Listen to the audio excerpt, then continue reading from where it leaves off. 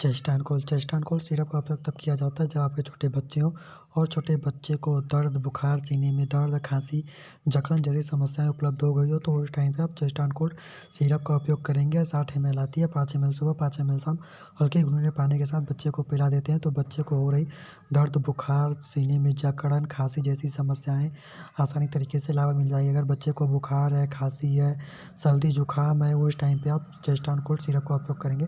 ये आपके बच्चे को दिलाएगा राहत।